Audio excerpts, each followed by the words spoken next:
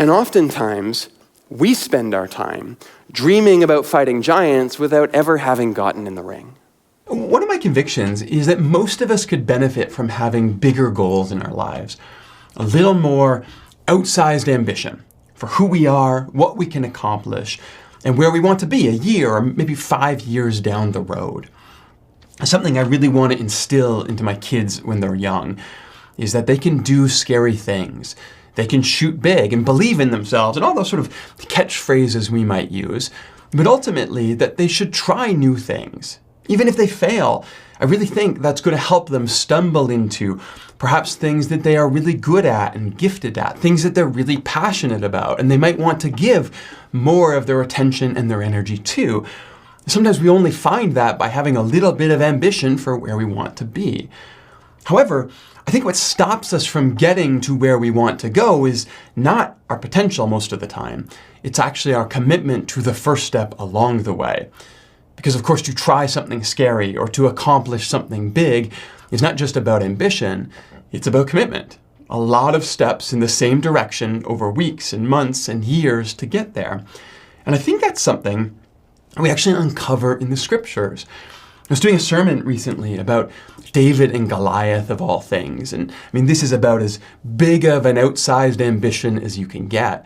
But there are little beats in the story that tell us that David has been preparing himself for this challenge. And I think there's a danger in turning these scriptural narratives into motivational talks. I'm not trying to do that necessarily. But I do think the writers have embedded literary beats along the way. First of all, to help us identify with and understand the character of David, but also to give us models of things that we can emulate, ways that we can structure our ambition to actually get to the places that we want to be. And he says, look, I will challenge Goliath. And Saul is understandably unconvinced with this. He likes David's songs. He is less compelled by David's military accolades.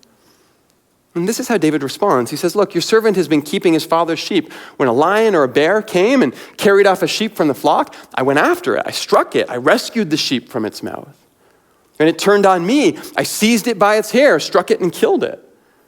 Your servant has killed both the lion and the bear. This uncircumcised Philistine, he really likes that line. He will be like one of them because he has defied the armies of the living God. Your Lord who rescued me from the paw of the lion and from the paw of the bear will rescue me from the hand of the Philistine. And Saul said to David, go, and the Lord be with you. Now, there's certainly a lot that's glossed over in this encounter, right? Is fighting a bear really the same as challenging a trained warrior in one-on-one combat with the fate of your nation hanging in the balance? Probably not. But I do think the story is intended to illustrate a principle. A little outsized ambition is probably good for all of us. But your aspirations also can't be completely unconnected from your experiences either. So, should you dream big? Yes. Should you believe in yourself? Yes. Should you try things that scare you? Absolutely 100%. In fact, I think most of us need to try to reach for bigger, harder, scarier goals in our lives. But at the same time, every great outcome has to start somewhere practical as well. And oftentimes, we spend our time dreaming about fighting giants without ever having gotten in the ring. And that's probably not going to end the way you hope it will.